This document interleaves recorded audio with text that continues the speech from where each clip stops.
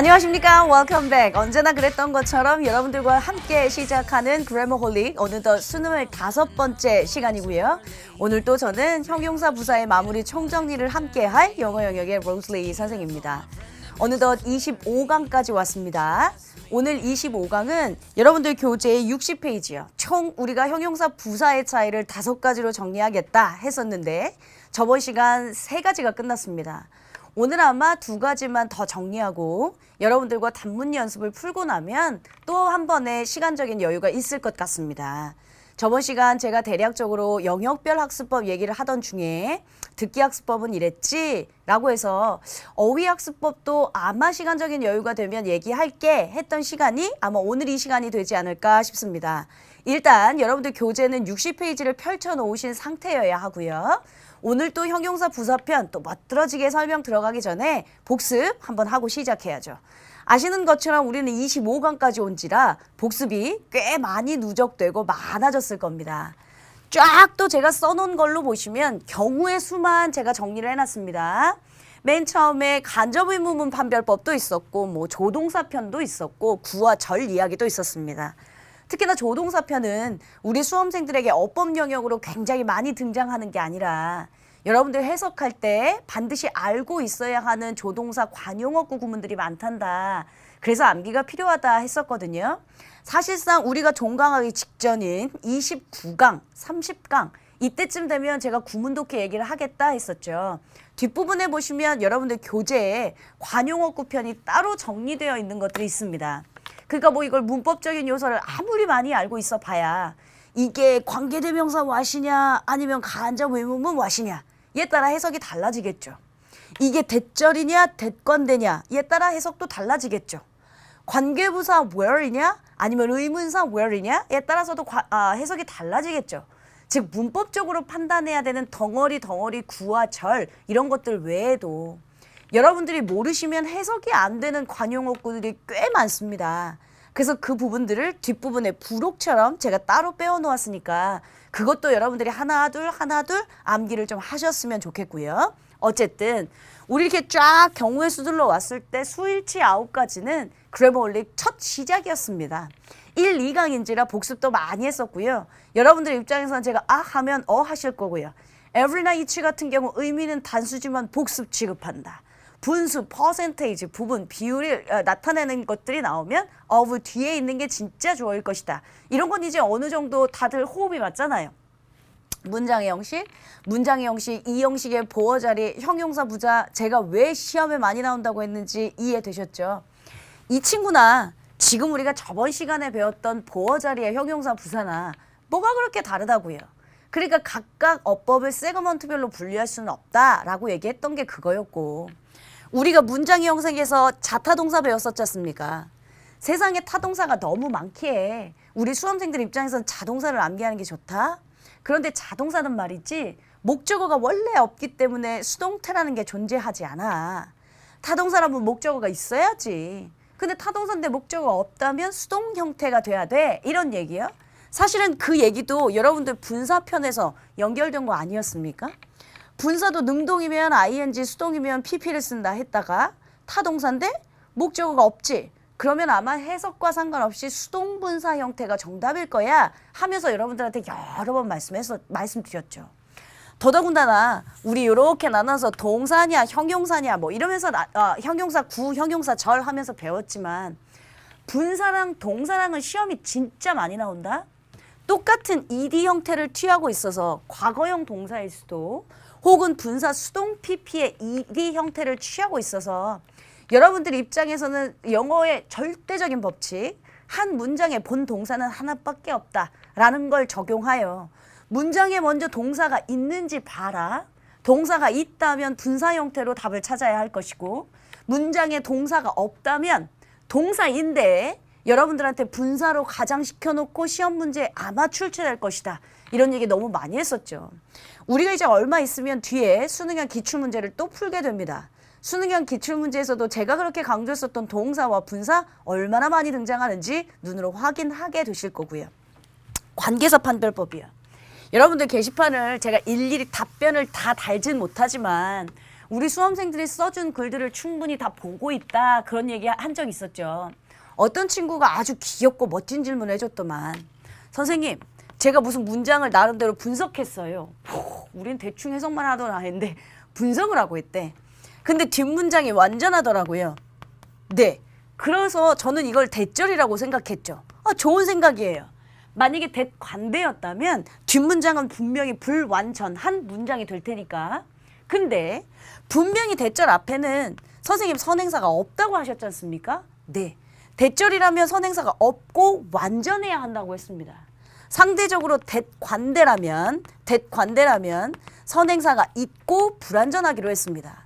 그런데 제가 문장을 분석하다 보니까 분명히 대 뒤에 완전한 문장이 와서 제가 대절이라고 생각했는데 이런 문장 앞에 보니까 명사가 있던데요. 즉 선행사 같은 게 있던데요. 그럼 선행사 있고 완전 이런 건 배운 적이 없는데 선생님은 이건 뭐죠? 라는 질문을 했더라고요. 옛날 같았으면 하지도 못했던 질문이었을 텐데 얼마나 멋들어진 질문입니까? 대절 앞에 선행사는 절대적으로 올 수 없습니다. 근데 아마 제가 관계사 설명하면서 여러분들한테 앞에 명사가 있을 수는 있어 라고 하는 언급을 잠깐 했었거든요.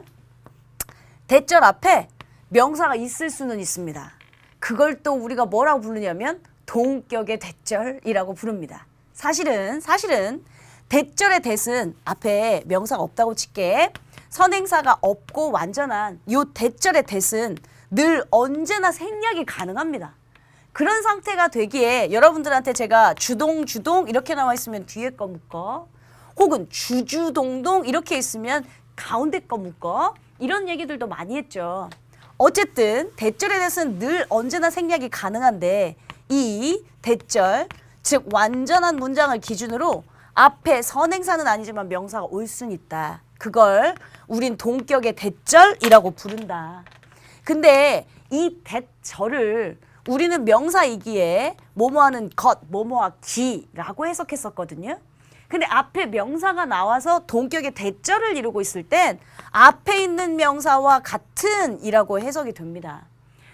선생님 이런 또 예외적인 게 있으니까 나 머리 복잡해 죽겠는데요? 이런 생각을 할 수도 있죠. 대부분들 여러분들 문장 보시다 보면 뭐 어쩌고저쩌고 the fact that blah blah blah blah blah blah blah 이런 문장 보실 겁니다. 이건 보고 뒷문장이 뭐 완전한지 불완전한지 보고 자시고 할 것도 없이 얜 대절의 대십니다. 뒷문장은 100% 완전한 문장일 거고요. 얜 동격의 대절입니다. 그래서 여러분들이 the fact that 이렇게 나오면 그건 동격의 대절이구나. 그러면 앞에 있는 명사와 뭐뭐와 같은 사실 뭐 이런 식으로 해석하시면 될 거고요.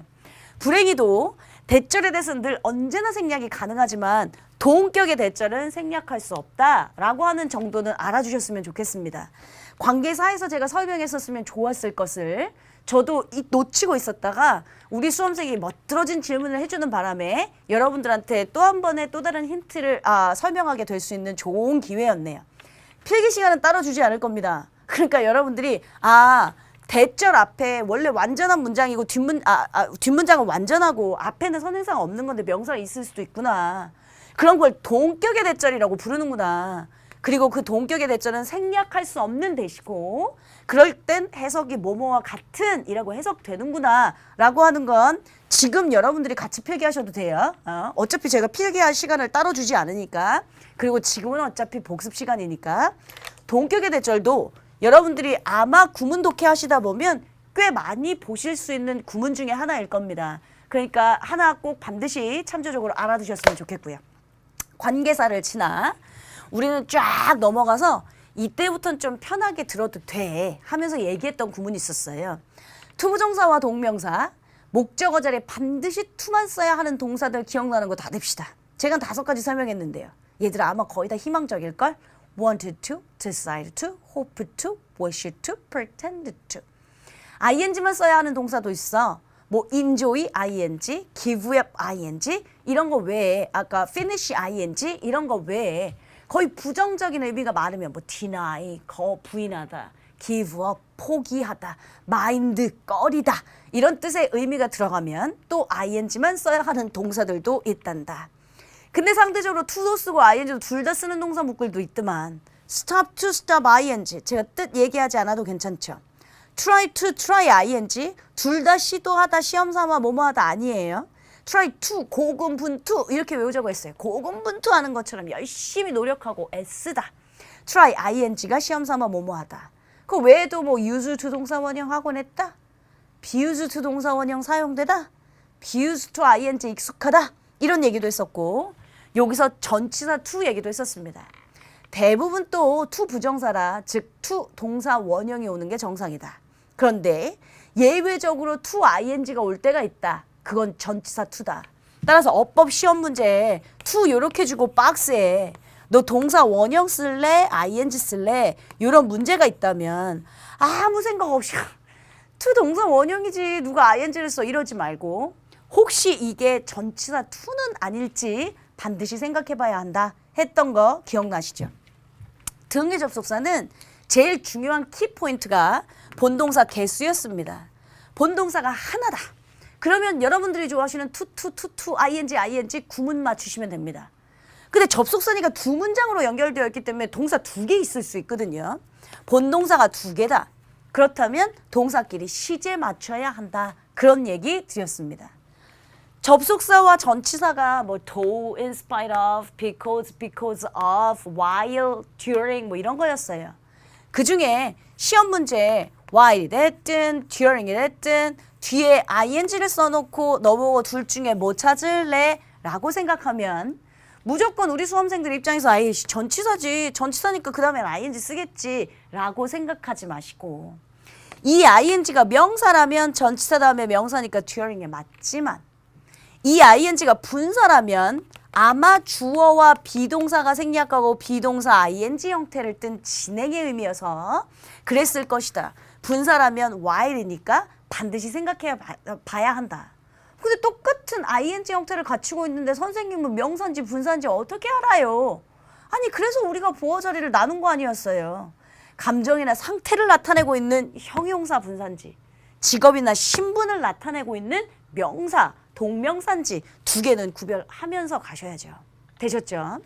그러면 맨 마지막에 형용사 부사의 복습만 남아있는 상태입니다. 요 대절에 대해서 해당하는 건 제가 지웠지만 여러분들 뭐 퍼즐을 하시더라도 동격의 대절 알고 계셔야 해요. 네, 형용사 부사편은 어차피 오늘 이 시간의 학습 목표가 나머지 두 가지를 더 정리해야 될 시간입니다. 그래서 제가 어차피 여러분들한테 형용사 부사 총정리를 다시 시작할 거니까 복습은 지금 다시 시작하겠습니다. 여러분들 입장에서는 60페이지 내려놓으시고요. 지금부터 또 늘 언제나 그랬듯 집중의 시간을 가질까 합니다. 펜 내려놓으시고 여러분들 칠판만 또 보시면서 설명 갖는 시간 갖도록 하겠습니다.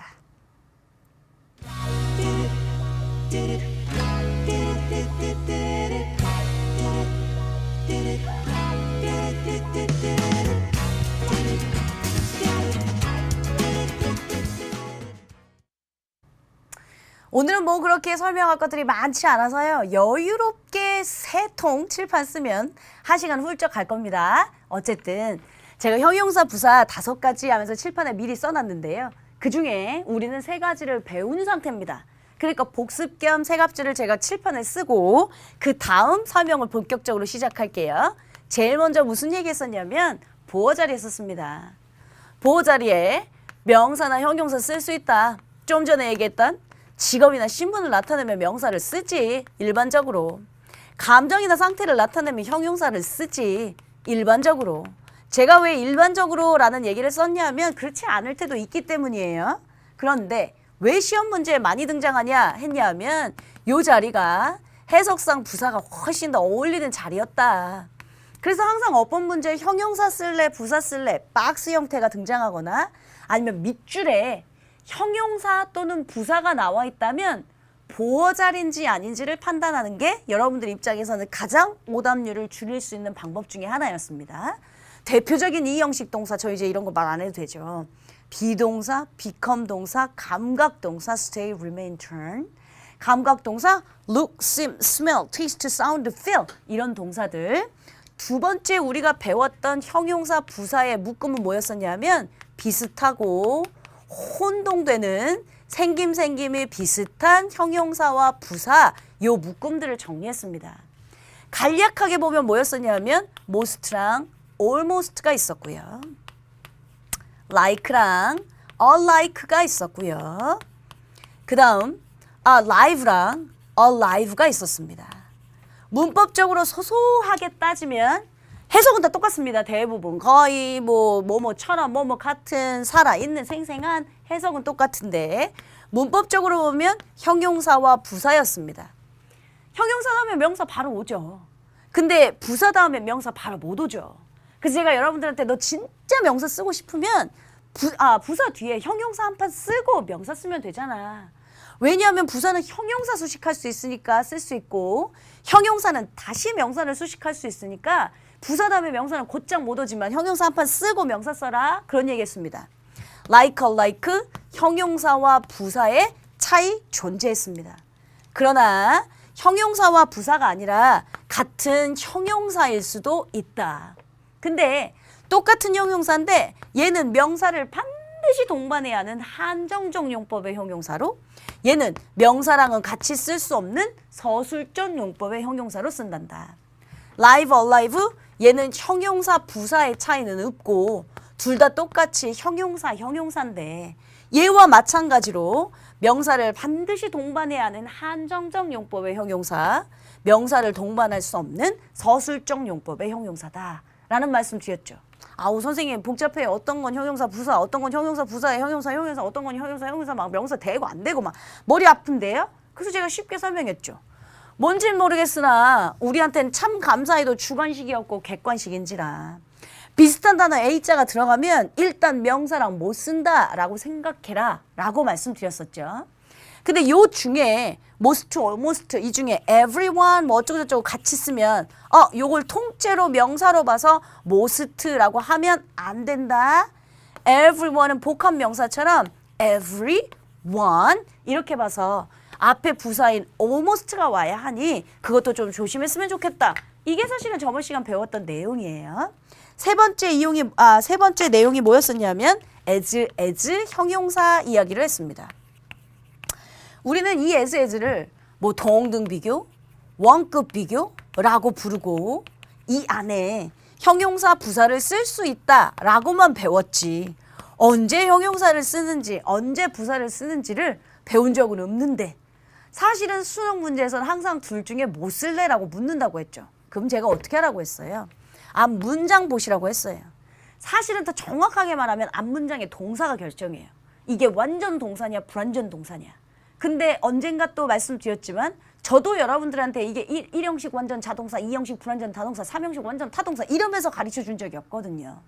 그러니 이 문장으로 봤을 때 문장이 as 빼놓고 완전한지 불완전한지를 봐라. as를 빼놨는데 문장이 완전하면 더 필요한 게 없잖아요. 더 필요한 게 없으니까 문장 성분에는 영향을 주지 않고 해석만 되는 부사를 갖다 쓰면 되고 불완전한 문장이라면 보충 설명 또 이게 필요하다는 소리니까 불완전한 문장이라면 형용사를 갖다 쓰면 된단다. 이거 설명하면서 뭐 했냐면 여러분들 사실은 중학교 1, 2학년 때 감탄문 순서 배우거든. 하우 형주동? 아니야. 하우 다음에 형용사만 쓰는 거 아니라 부사도 쓸 수 있어. 그것도 마찬가지로 뒷문장이 완전한지 불완전한지 보는 게 중요해 라는 얘기했죠.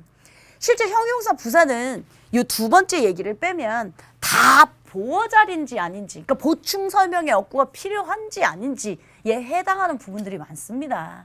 그래서 문장의 형식이 뒤에 부분에서 또 형용사 부사편에서 겹칠 것이다 했던 게 이 얘기였고요. 이렇게 배웠던 게 우리가 저번 시간 내용이잖아요. 그러면 오늘 본격적인 네 번째 이야기를 시작하겠습니다. 자, 네 번째 뭐냐면 enough.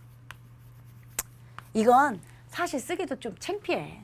우리한테 어법 문제도 그렇게 많이 등장하는 건 아닌데요. 특히나 고3 재수생 이런 친구들한테는 시험 문제 거의 등장하지 않는다고 보면 되죠.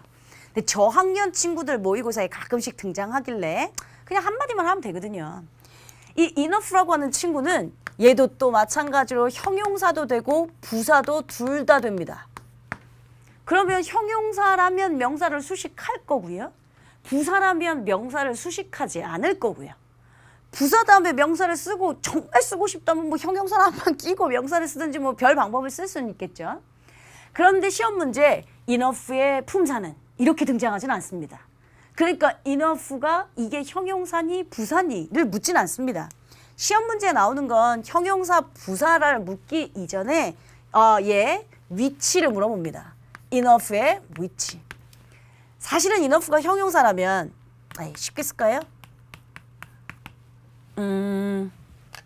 내가 충분한 돈이 있다. 그럴 때 I have enough money. 이렇게 쓰니? 아니면 money enough. 이렇게 쓰니? I have enough money. I have money enough. 둘 다 될 것 같은데요, 선생님. I have enough money. 이렇게 씁니다. 위치가 뭐냐면 명사랑 쓰면 명사 앞에 놓이고요. 명사랑 쓰면 명사 앞에 놓이고요. 명사랑 쓰면 명사 앞에 놓이고요. 명사 아닌 것과 쓰면 명사 아닌 것과는 뒤에 쓰입니다. 명사 아닌 게 뭐냐면 I am tall enough.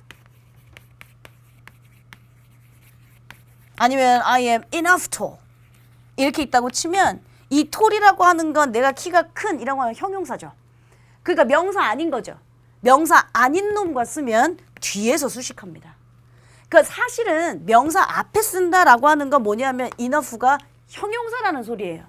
즉 enough가 형용사일 땐 앞에 쓰고 enough가 형용사가 아니고 부사일 땐 뒤에 쓴다? 이런 건데 여러분들 입장에서 enough가 형용사인지 부사인지 모르는데 뭘 둘을 차이를 구별할 수 없는데 뭘 그래서 그냥 제가 쉽게 명사랑 쓰이면 앞에 쓴다고 생각해. 그럼 그게 형용사야. 명사 아닌 친구하고 쓰이면 뒤에서 수식한다고 생각해. 그럼 그게 사실은 부사란다. 이렇게 쉽게 설명한 겁니다. 고3 친구들 모의고사에 사실은 등장하지도 않으니까 간략하게 한 가지만 이야기하고 끝낼 생각입니다. 다시 enough는 형용사, 부사 둘 다 가능하다. 시험 문제 등장할 땐 enough의 위치가 나온다. 자, 명사랑 같이 쓰면 명사 앞에 쓰이고 명사 아닌 친구가 쓰이면 뒤에서 수식한다 정도만 알고 계시면 돼요. 그렇다면 이게 설명 끝입니다. 5번째 이야기를 시작하겠습니다. 5번째 이야기는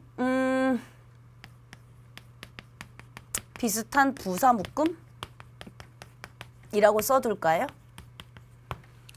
예를 들면 쓰면 또 창피합니다. 모두 다 아는 이야기들이고요. pretty라고 하는 단어를 먼저 한번 써볼게요. pretty하고 prettily 뭐 이런 단어를 써봅시다. 그럼 여러분들이 알고 있는 pretty는 뭐예요?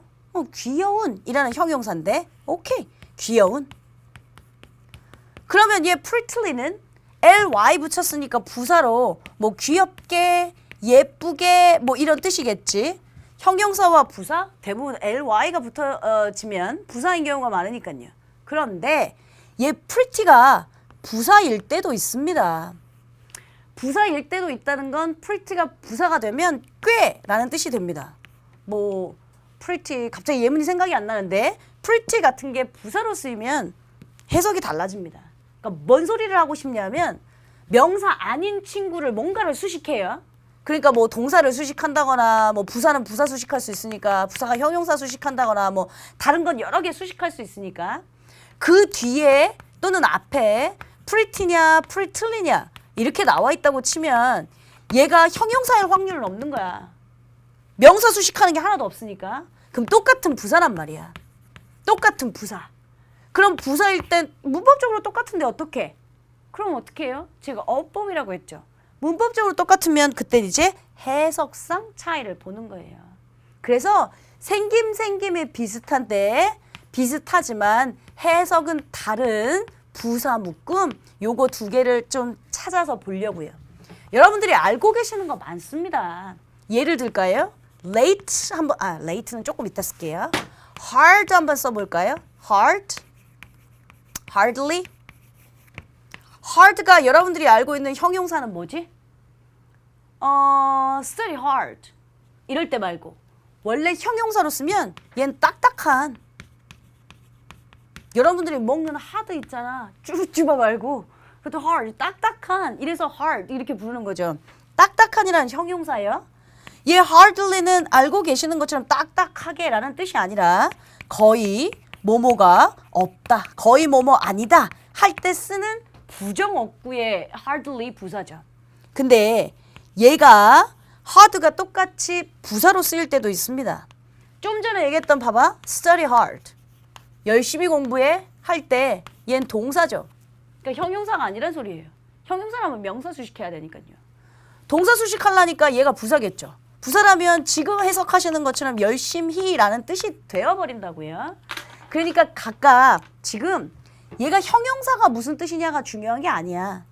똑같이 생김은 pretty, prettily, 뭐 hard, hardly 비슷한데 부사야 둘 다. 형용사와 부사로 보는 것도 있지만 부사와 부사. 그러면 해석이 완전히 달라지니까 좀 주의해야 된다. 요런 묶음들을 보고 있는 중이에요. 됐죠? 자, 그러면 제가 오늘 아마 세 통 쓴다고 했죠. 다른 예문 한번 갑시다. late, lately. late, 알고 있는 것처럼 늦은입니다. 늦은, late. late afternoon, 늦은 오후, 명사 수식하는. 그런데 lately는요. 알고 계시는 것처럼 부사로 최근에라고 하는 뜻이죠. 근데 얘가 부사로 쓰일 때도 있어.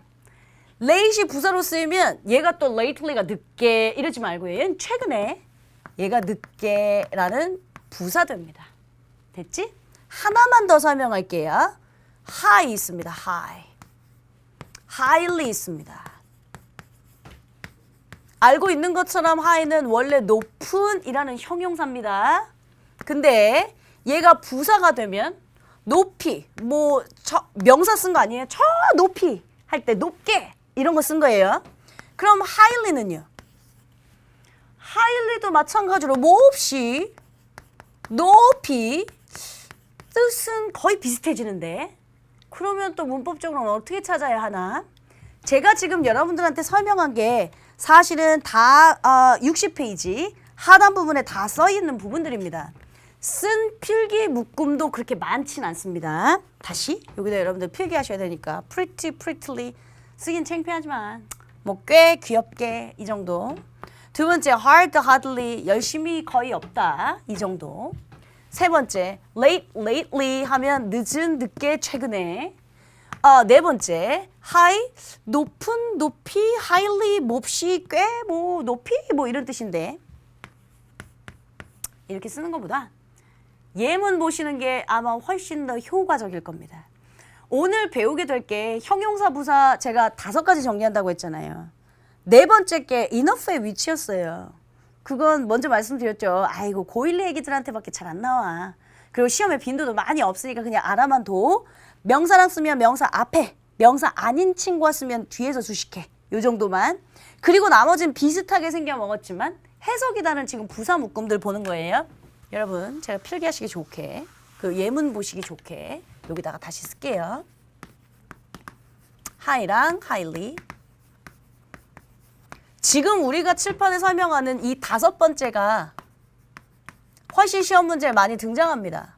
그리고 내가 마음을 먹는다. 내가 출제자다. 높이 명사 쓴 거 아니에요. 높이, 높게. 이렇게 써야겠다. 몹시, 높게 비슷해요. 자, 이 묶음들을 갖고 시험 문제를 내가 내는 출제자다. 그럼 나는 우리 수험생들을 많이 골탕 먹일 수 있을 것 같습니다. 예를 2가지만 한번 들어보겠습니다. 예, 시험 문제 나왔던 걸로 제가 쓰려고 좀 써왔거든요. Jackson, the son of late 또는 lately 우리한테 이렇게 주고 시험 문제 둘 중에 뭐 쓸래? 라고 물어봤던 lately Peter donates money. 사실은 구문독해 있으면 빼버렸을 친구야 여기가. 컴마 쌍컴마잖아. 그렇지? 그러니까 잭슨은 donates money. 돈을 기부했다. 기부한다. 라고 현재 시제 써놨네요. 돈을 기부했다. 요 문장을 갖고 요 문장에서 컴마 쌍컴마 하이폰 세미콜론 문장 성분에 영향을 주진 않지만 부연 설명을 하려고 쓴다 했죠. 이 잭슨 뭐냐면 늦은 피터의 아들 잭슨은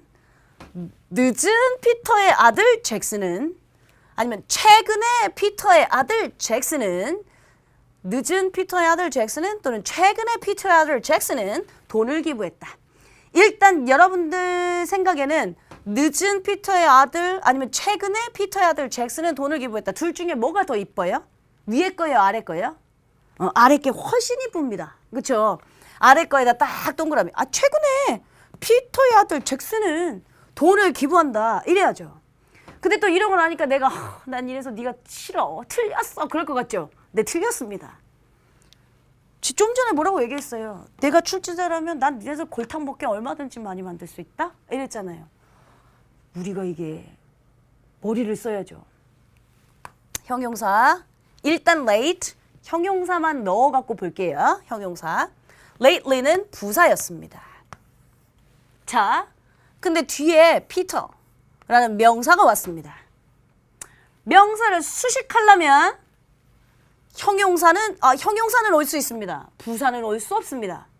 아니, 그래서 여러분들아 부사 다음에 명사는 곧장 못 써.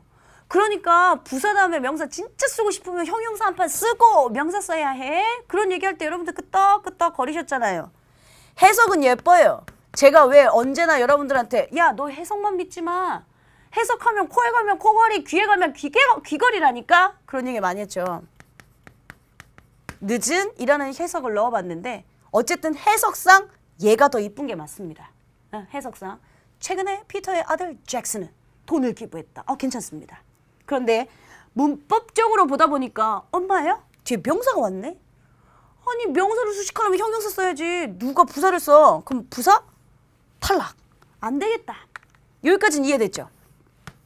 아니 그럼 선생님 얘요 얘. 여기다가 얘 늦은도 얘 late도 늦게라는 부사도 되잖아요. 어쨌든 얘도 안 되는 거죠. 해석도 늦게 피터의 아들 잭슨은 돈을 기부했다.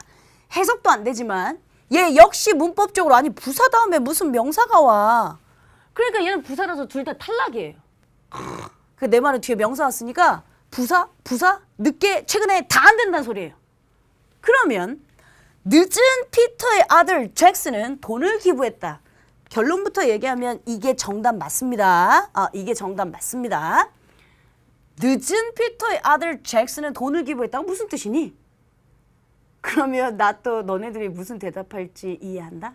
선생님, 늦은 피터의 아들 잭슨이니까요. 늦둥이죠 뭐. 늦둥이인 잭슨은 돈을 기부했다. 이거겠죠 뭐. 야, 늦둥이 늦은 아이 하려면 뭐 late son 이러면서 또 다른 son을 수식하고 있어야 해. 문법적으로는 분명히 형용사, 명사 썼으니까 형용사가 맞는데 해석이 늦은 피터의 아들 잭슨은 돈을 기부했다가 뭐지? 제 일부러 안 쓴 거예요. 하나 더 설명하려고요. late은 작고 한 이라는 뜻을 갖고 있습니다. 그러니까 늦은 이라는 뜻을 넣어버리면 해석이 하나도 안 맞습니다.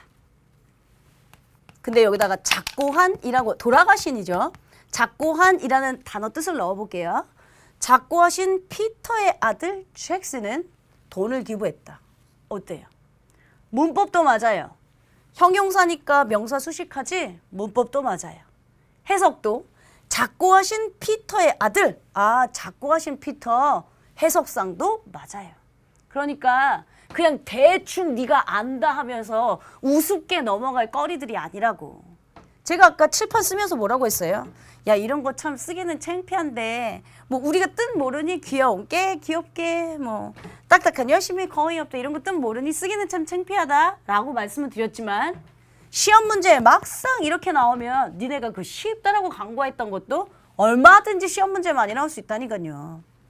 또 한 번 예문 들어봐요. 또 한 번. 오케이. 이것도 시험 문제 나왔었죠. Rose is a high 또는 highly educated person. Rose는 몹시 높게 교육받은 사람이다 라고 했다고 가정하겠습니다. 그러면 일단 high랑 highly랑 여기 있네. 형용사로도 생각해보고 부사로도 생각해보고 하여튼 다 생각해보자 우리. 형용사로 먼저 생각해볼게. 형용사도 있으니까 부사일 수도 있구나. 얜 highly는 부사밖에 안 되니까. 어쨌든 해석은 둘째치고 Rose는 교육받은 여자다. 이렇게 수식한 거다. 사람 명사 썼다. 교육받은 형용사 분사 쓴 거다. 분사라면 수식받는 명사가 능수동 결정한다. 교육받는 사람. 이 사람이 지가 교육을 한 게 아니라 교육받은 사람이다. 수동의 PP 분사에 형용사 분사 잘 썼습니다. 그러면 형용사를 수식하려면 앞에 뭐 와야 되죠? 형용사가 형용사는 수식 못해. 형용사는 명사 와야지. 아니 몇 번 얘기해야 돼.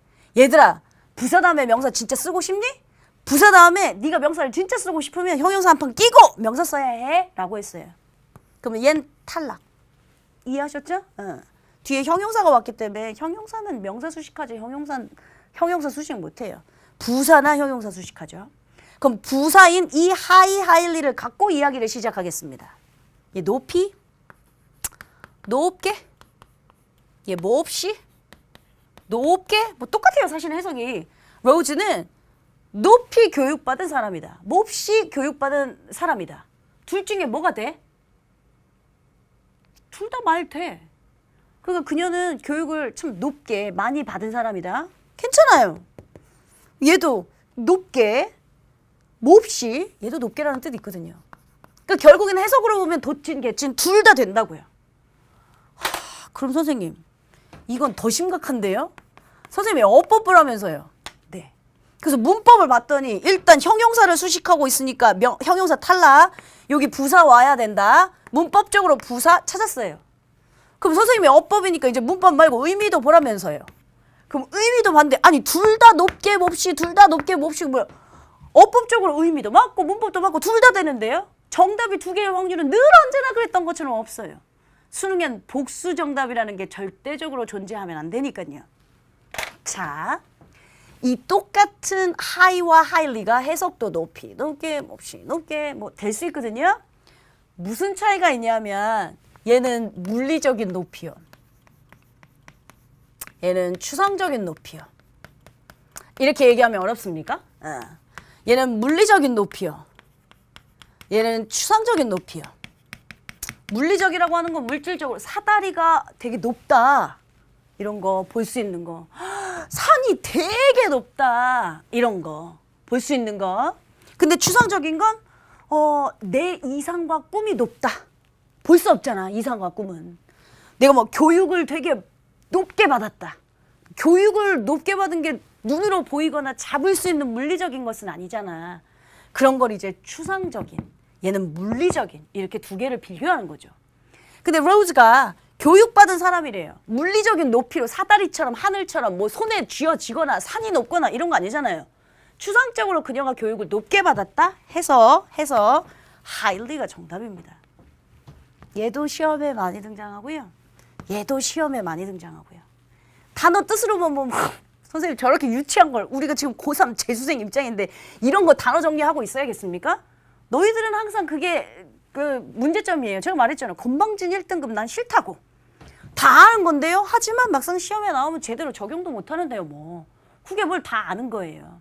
둘은 이런 차이를 갖고 있어야.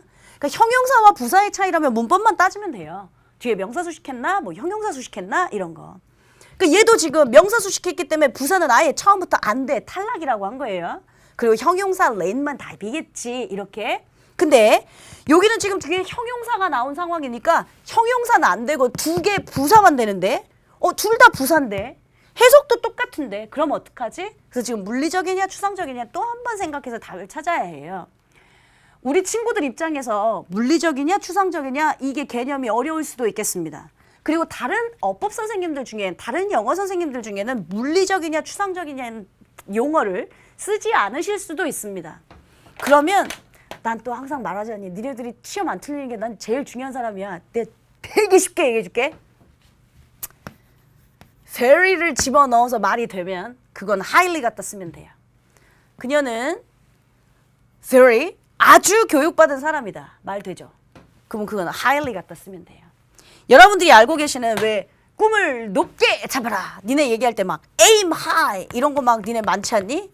aim high. 얘가 동사야. aim high 목표를 높게 잡아라. 동사니까 이 자리에 high는 형용사는 아닐 거야. 동사를 수식하니까 부사겠지. 근데 왜 이 자리에 부사, 선생님 부사니까 highly 써야 되지 않아요? 이걸 안 썼냐면 봐봐. 높이 목표를 말 안 되지. 목표를 높게 잡아라. 이것만 되죠. 그럼 여기에 aim high 들어가야지. 너한테 aim high 쓸래? highly 쓸래? 그러면 우리 수험생들은 요거 갖다 쓰는 놈들이 더 많다니까요. 아, 부사 써야지 하면서. 얘는 형용사라만 보는 거죠. 아니요, 둘 다 부사라니까요. 그러니까 highly는 very자의 느낌이 들어가면 해석이 들어가는지 안 들어가는지를 따지는 것도 좋은 방법 중에 하나입니다. aim high 말고 뭐 높이 날아라 해봐. fly high, fly highly 뭐 이런 거 써봐.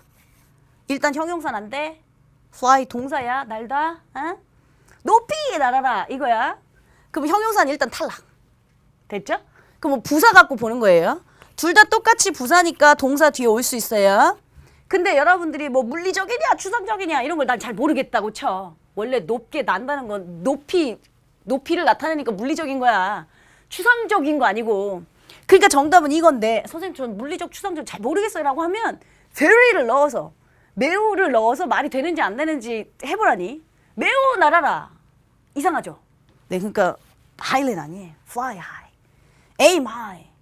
뭐 니네가 또 뭐 높이 뛰어라, jump high 뭐 이런 거. 이런 것도 다 high가 형용사 아니고 부사인데 매우 뛰어라. 이건 이상하잖아. 그러니까 jump high. 다 뒤에 high가 들어갔던 jump high, 뭐 fly high, aim high 이런 거 들어갔던 건 사실상 물리적인 부사의 높이였기 때문에 이거다.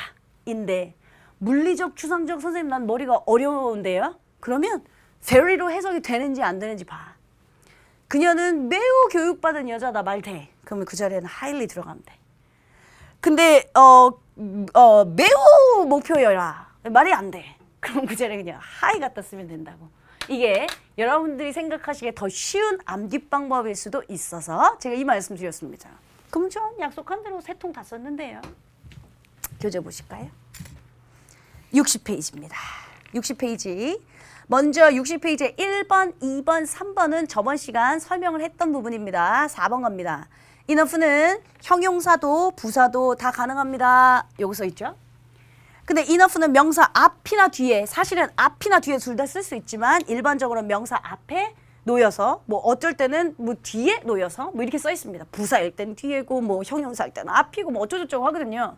근데 형용사인지 부사인지 우리가 몰라요? 명사 앞에 쓰고 명사 아닌 놈과 쓰이면 뒤에 쓴다 정도로만 알고 계시라고 했어요.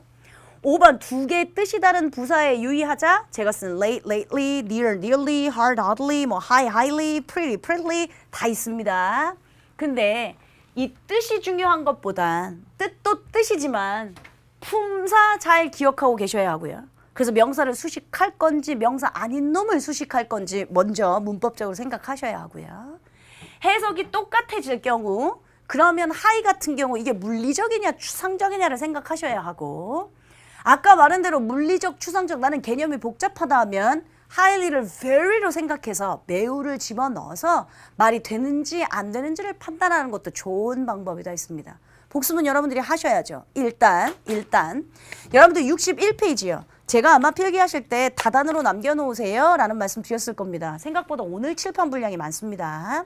근데 감독님은 여기 1, 2, 3번 칠판은 안 잡아주셔도 됩니다. 이건 저번 시간에 애기들이 다 필기했던 부분이니까 우리 수험생들 입장에서는 4번부터 필기를 연속적으로 만드시면 아마 저번 시간 것과 동일하게 이어질 겁니다. 됐죠?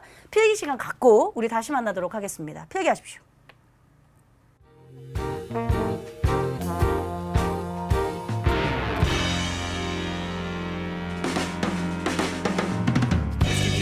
Didn't matter to me, I could take it, or I could leave it, and never miss you.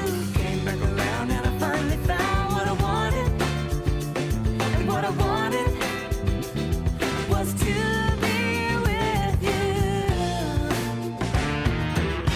I thought about it for some time. 자, 필기 다 하셨을 거라고 믿고요. 이제부터는 여러분들과 62페이지 단문 연습 한번 풀어볼까 합니다. 제가 저번 시간 끝나면서 얘들아 한번 여기 단문 연습 예습 한번 쭉 해올래? 아마 많이 틀릴걸?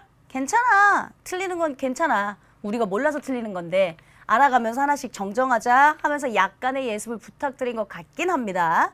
어쨌든 62페이지 1번부터 문제 한번 보실게요. Almost students want to have good friends. 이런 건 뭐 생각하고 자식도 뭐 없다. 형용사냐 부사냐 했거든요. 명사 썼어요. 앞에 형용사 나오겠죠. Almost everyone wants to be successful. 지금 보니까 everyone이라고 하는 명사 썼어요. 그러니까 명사니까 형용사 쓰겠죠. 라고 생각하는 게 일반적인데 조심해 얘들아. 아니 얘는 everyone이라고 해서 복합명사처럼 형용사와 one이라고 하는 부정대명사가 엮인 거야. 누가 형용사가 형용사 수식해. 그러니까 앞에 부사 와야지. 부사 다음에 명사 쓰고 싶으면 형용사 한 판 끼고 명사 쓰라며. 그러니까 그냥 2번은 예외적인 걸로 almost everyone 이런 식으로 암기하는 것도 좋다라고 했었습니다. 2번 주의하시고요. 3번 If the boss wants me to work hard, then hardly he will have to pay more. 어쩌고 저쩌고 했어요. 그 보스가 나보고 want 목적어 투부정사, allow 목적어 투부정사, advise 목적어 투부정사 5형식으로 쓰일 때 목적 보호 자리에 반드시 투부정사를 써야 한다라는 규칙 잘 지켰습니다. 어쨌든 내가 열심히 일하길 바라신다면 돈 더 주셔야 합니다. 뭐 이런 얘기예요. 그런데요. 여기에 work, 일을 열심히 하는 거니까 동사를 수식하려면 얘는 형용사는 아닐 거야. 형용사는 어차피 딱딱하니야. 형용사는 쓸 수 없어. 앞에 동사 수식하고 있기에. 그러면 형용사 탈락시키고 얘는 해석이 열심히잖아요. 그리고 hardly는 거의 뭐뭐하지 않다잖아요. 당신 나한테 열심히 일하길 바란다면 돈 좀 더 주소. 지금 이거죠. 그러니까 hard 쓰셔야겠죠. 4번 가겠습니다. 4번 The train arrived late because of the heavy traffic. 우리 because랑 because of의 차이도 배웠는데 because of는 전치사라 뒤에 명사 온다. because는 똑같은 왜냐하면 뭐뭐하기 때문에 하지만 접속사라 주어 동사를 갖춘 저런다 이런 얘기야. 그 말고 지금 여기 late이냐 lately냐 가볼래? late은 형용사야. 늦은이라는 뜻도 작고 한이라는 뜻도 배웠어요. 맞죠? 부사로는 늦게, lately는 부사로 최근에.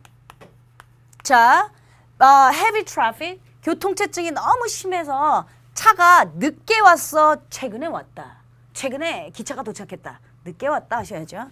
형용사는 이 자리에 arrive, 동사를 수식하고 있으니까 어차피 처음부터 올 수 없었던 친구예요. 그러니까 내가 단어 뜻을 안다라고 건방 떨지 마세요. 분명히 출제자는 여러분들이 다 알고 있다고 착각하는 걸 갖고 역공해서 문제는 얼마든지 많이 만들 수 있어요. 그러니까 하물며 내가 출제자라면 나는 우리 수험생들 골탕 먹이게 이렇게 만들겠다라고 생각하는 걸 출제자는 저보다 훨씬 많은 집단들이 모여 있을 텐데 더 많이 생각하시지 않으시겠습니까? 그 여러분들 입장에서는 철두철미하게 여러 가지를 다 생각하셔야죠. 자, 5번 갈까요? The injured dog will hurt you high 또는 highly 했어요. 다친 개가 너를 몹시 hurt 다치게 할 거래. 더 hurt 할 거래. 그럼 high는 높은이라는 형용사로는 보지 맙시다. 너를 다치게 할 것이다 했으니까 지금 명사를 수식하고 있는 건 아니거든요. 그러면 부사로 봤을 때 highly는 각각 무슨 뜻이었지? high라고 하면 높이, highly 높게, 높은, 높이 뭐 똑같았는데 그럼 이걸 어떡하지? 추상적이냐 물리적이냐 이걸로 제가 보라고 했잖아요. 선생님 전 추상적인지 물리적인지 잘 모르겠는데 잘 모르겠으면 제가 very를 넣어서 일단 해석해 보라고 했잖아. 걔가 너를 매우 다치게 할 거다. 말 되죠? 네. 다치다라고 하는 건 아니 심하게 몹시 다치게 할 거다라고 하는 해석상도 몹시 괜찮지만 다치겠다라고 하는 물리적으로 뭘 볼 수 있거나 높이가 있거나 이런 상태가 아니잖아. 그러니까 very를 넣어서 해석되면 아주 쉽게 highly 이렇게 가면 돼라고 했던 거 기억하십시오.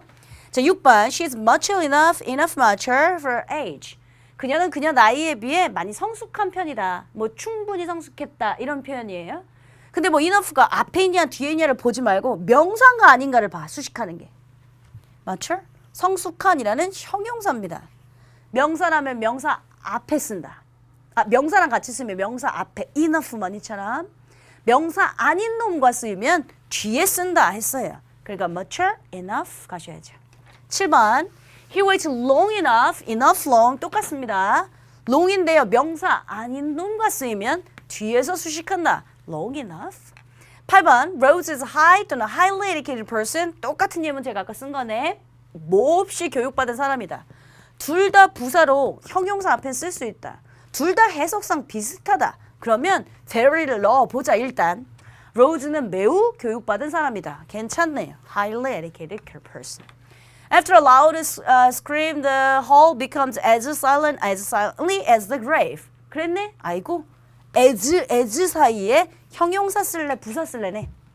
as 사이에 형용사 쓸래 부사 쓸래 하면 앞에 있는 문장 봐봐. 완전한지 불완전한지. 그 콘서트 홀이냐? 그냥 홀이에요. 그냥 강당은 되었다. 말 돼? 안 돼. 불완전해. 불완전하면 여러분들 뭐 쓰시라고 했어요? 보충 설명 필요하니까 형용사 쓰시라고 했어요. 완전하면 더 필요한 게 없으니까 부사, 문장 성분에 영향을 주지 않는 부사 쓰라고 했고요. 그리고 따지고 보면 대표적인 이형식 동사 기억 안 나? 비동사, become 동사, 감각 동사 이러면서요. become 이형식 동사라 보어, silent 형용사 필요한 거 맞아요. 10번 갑니다.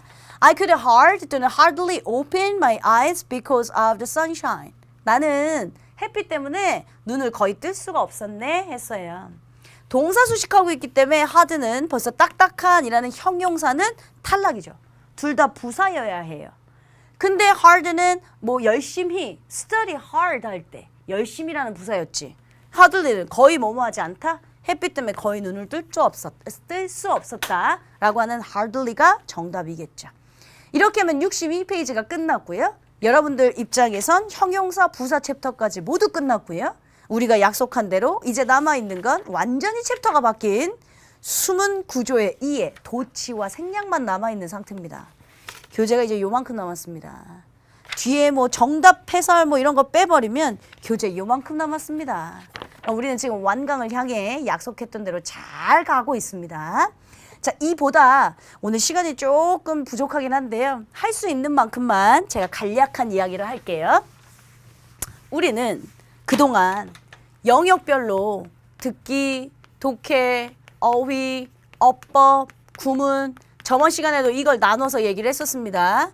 각각 영역별로 제가 한 번씩은 다 언급하면서 갔습니다. 근데 어휘는 한 번도 언급을 한 적이 없습니다. 사실은 우리 친구들이 혼자 공부한다고 하면 거의 듣기나 뭐 단어는 제가 혼자 할게요 한단 말이에요. 그래서 저번 시간 무슨 얘기 해드렸냐면 아니 듣기 혼자 하는 건 좋지. 그 열심히 듣는 것도 좋지. 근데 왜 요령 없이 매뉴얼에 맞지 않게 주구장창 듣기만 해.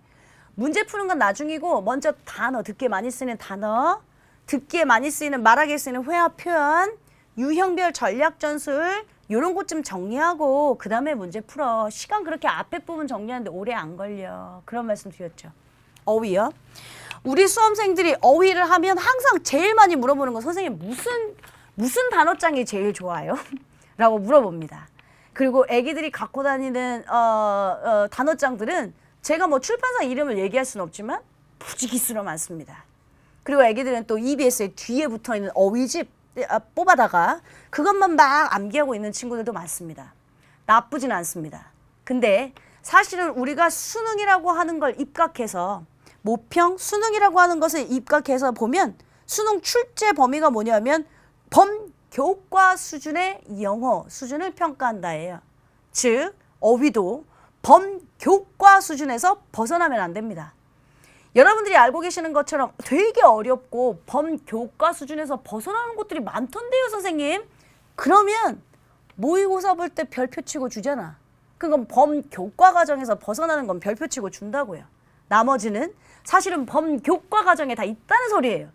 근데 선생님 난 범교과 과정이 무슨 말인지 모르겠는데요. 제일 쉽게 얘기하면 교과서예요. 교과서에 있는 어휘를 문제 지문만 밖에 다 다르게 낸 것뿐이죠.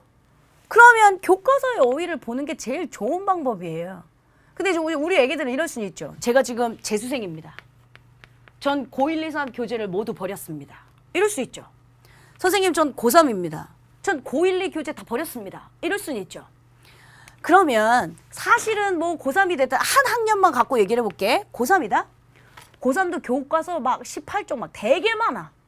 그럼 뭐 고3도 예를 들어 18종, 고2도 18종, 고1도 18종. 그러면 선생님 난 지금 거의 60여 개, 50몇 개의 교과서를 다 외워야 해요?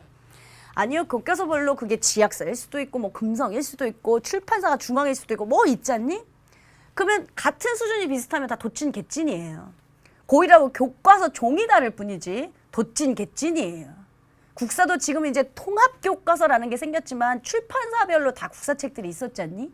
근데 국사는 국사인 거지. 그러니까 그게 내용이 다르면 안 되는 거잖아. 마찬가지로 출판사가 종이 다를 뿐이지 고1 수준의 교과과정, 고2 수준, 고3 수준의 교과과정의 그 어휘량들은 비슷한 도찐 개찐이라는 소리예요. 그러니까 내가 50 몇 개의 종을 다 외우려고 한다기보다 학년별로 하나씩 정도. 선생님 다 교재를 버렸다니까요. 그러면 따다다점roads.com 가시면 아마 교과서 어휘가 쫙 있을 겁니다. 혹은 여러분들이 포탈에 교과서 인덱스 이런 거 치면 교과서 어휘 해도 목록들이 많을걸요. 그러면 도움 받으시면 되죠. 제일 중요한 건 한번 교과서 인덱스를 훑어보는 정도. 근데 선생님 이거 진짜 너무 양이 많아서 힘들지 않을까요? 나 지금 사실은 수능 그렇게 많이 남지 않았는데. 여러분들이 여름방학만 활용해도 고3이라고 가정하면 고1, 2 교과서 보면 쉬운 단어들 부지기 쓸 겁니다. 어? 그러니까 또 그것도 그렇게 오랜 시간이 걸리진 않습니다. 내가 알고 있는데 교과서에 있는 목록들의 어휘들을 한번 쫙 정리하는 거죠. 그리고 나서 그중에 잘 안 외워지는 단어가 있겠지. 그리고 그 중에 내가 전혀 처음 보는 단어들이 있겠지. 그러면 그것만 따로 빼서 핸드메이드로 만드세요. 그건 여러분들이 쓰는 것은 그냥 보는 것보다 훨씬 많은 효과를 갖고 있습니다. 여러분들이 이제 그래머홀릭 25강까지 왔으니까 느끼실걸요? 그냥 교재에 다 써있는 내용을 우리가 필기를 다시 만들었죠. 그 효과는 아주 대단할 겁니다.